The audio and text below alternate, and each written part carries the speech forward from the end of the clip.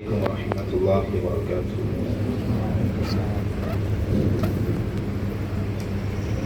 نحمده ونصلي على رسوله الكريم أما بعد. அன்பார்ந்த சகோதரர்களே, அல்லாஹ் நல்லடியார்களே, அல்லாஹுடைய மாபெரும் கிருபையினால் அவன் என்ற கட்டளையான இஷா தொழுகையை நிறைவு செய்தவர்களாக அல்லாஹுடைய இல்லத்தில் அமர்ந்திருக்கின்றோம்.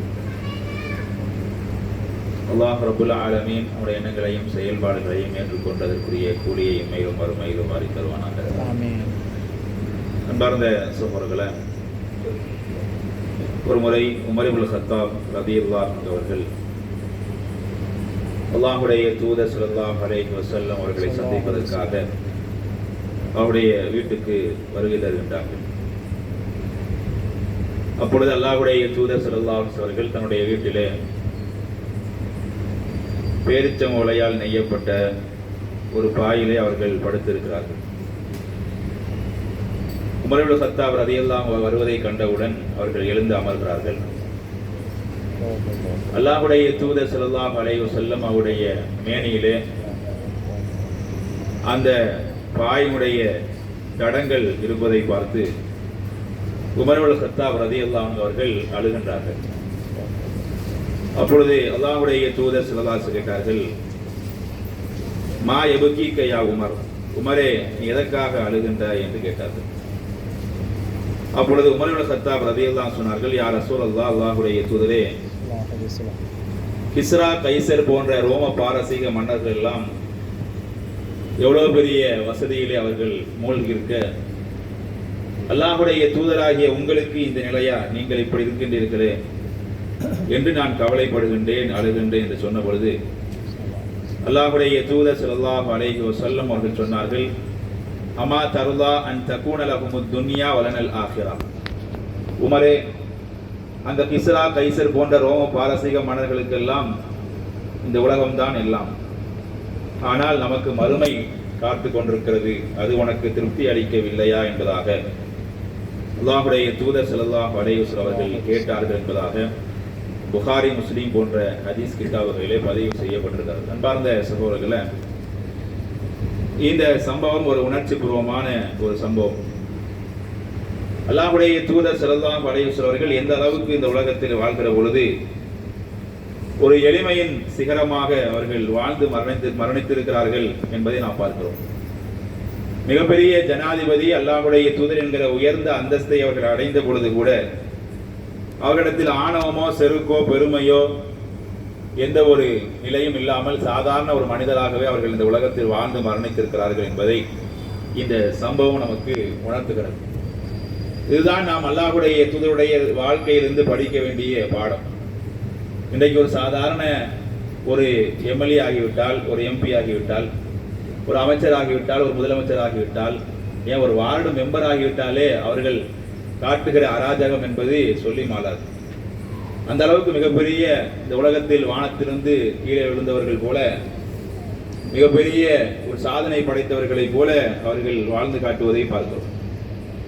இன்னைக்கு அவர்களுக்கு எவ்வளவெல்லாம் சலுகைகள் இந்த உலகத்தில் வழங்கப்படுது என்பதை நாம் பார்க்கிறோம்.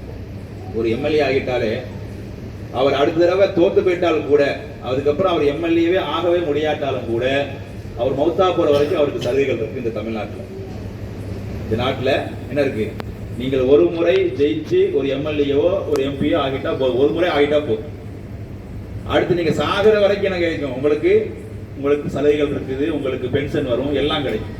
அவ்வளவு சலுகைகள் இருக்கிறது இந்த தமிழ்நாட்டில், எல்லா நாட்டிலையும் இருக்குது, மாநிலம் ஃபுல்லா இருக்குது. எவ்வளவு சலுகைகள், ஒரு அதிகாரத்தை அடைந்த உடனே, ஒரு பதவி கிடைத்த உடனே, அந்த பதவியின் காரணமாக எவ்வளவோ சலுகைகளை, உல்லாசங்களை இன்றைக்கு மனிதர்கள் வாழ்க்கை ஃபுல்லா, அவர்கள் மட்டுமல்ல அவருடைய குடும்பமே வாழ்க்கை ஃபுல்லா அனுபவிக்கக்கூடிய அளவுக்கு, இந்த அளவுக்கு சொன்னா ட்ரெயின்ல போனா ஃப்ரீ, பிளைட்ல போனா ஃப்ரீ என்று சொல்லக்கூடிய அளவுக்கு மிக விசாலமான மக்களுடைய அந்த வரி பணங்கள் எல்லாம் எம்எல்ஏக்கும் எம்பிக்கும் தான் போய் சேர்ற மாதிரி இருக்கு நிலைமை. அப்ப இதெல்லாம் நம்ம யோசிச்சு பார்க்கும் பொழுது, இன்றைய காலகட்டத்தோடு இருக்கக்கூடிய அந்த பதவியில இருக்கக்கூடிய அதிகாரத்தில் இருக்கக்கூடிய மக்களுடைய வாழ்க்கையோடு ஒப்பிட்டு பார்க்கிற பொழுது ரசூலுல்லாஹி அந்த வாழ்க்கை என்பது ரொம்ப சாதாரணமான வாழ்க்கையா இருந்திருக்கு. அவருடைய காலத்திலும் மன்னர்கள் இருந்தார்கள். அதுதான் இங்க உமர் இப்னு கத்தாப் ஞாபகம் ஊட்டுறாங்க. கிஸ்ரா கைசர் போன்ற ரோம பாரசீக மன்னர்கள்லாம் எப்படியோ வாழ்ந்து கொண்டிருக்க மாட மாளிகையிலே கோட கோபுரத்திலே அவர்கள் உல்லாசமாக இருந்து கொண்டிருக்க நீங்கள் சாதாரணமான இந்த பாயில படுத்து உறங்கிட்டு இருக்கிறீங்களே, பேரிச்சமர ஓலையால நெய்யப்பட்ட சாதாரண பாயில ரசூல்லா படுத்துக்கிறாங்க. அதனால அவனுடைய முதுகுல அதனுடைய தடம் பதிஞ்சிருக்கு. இதை பார்த்து உமர் கத்தார் ரலியல்லாஹு கண் கலங்குறாங்க. ரசூலுல்லாஹ்வுக்கு நிலைமையா, அல்லாஹ்வுடைய தூதருக்கு நிலைமையா, அல்லாஹ்வுடைய தூதர் எவ்வளவு அந்தஸ்து உடையவர், இந்த உலகத்திலுடைய எவ்வளவு பெரிய மன்னர்களாக இருந்தாலும் சரி எல்லோரை விடவும் அந்தஸ்திலே உயர்வானவர், மனிதர்களிலேயே புனிதமானவர், உயர்வானவர் ரசூலுல்லாஹ். ஆனால் அவர் எப்படி இந்த உலகத்தில் வாழ்ந்து மரணித்திருக்கிறார்.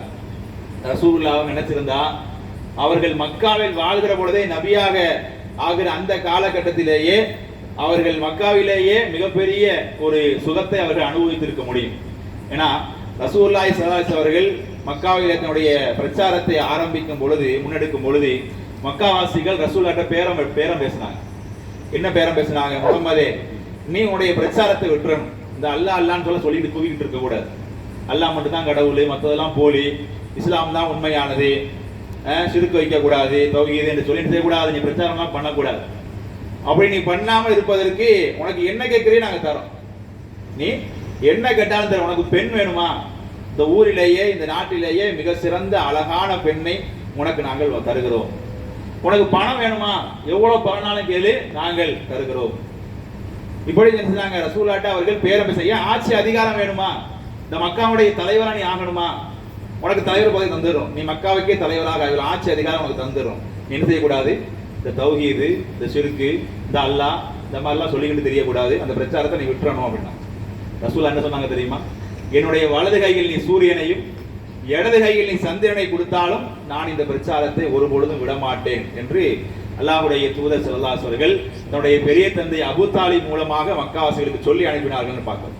அப்ப ரசூலுல்லாஹ் இந்த பிரச்சாரத்தை அன்னைக்கே விட்டிருந்தா அவங்க மக்காவிலேயே மிகப்பெரிய ஒரு நபராக அன்றைக்கு வாழ்ந்து அவர்கள் எல்லா சொகுசையும் அனுபவித்து விட்டு எல்லா உல்லாசத்தையும் அனுபவித்து விட்டு அவர்கள் சாதாரண மனிதராக மௌத்தா போயிருக்கலாம்.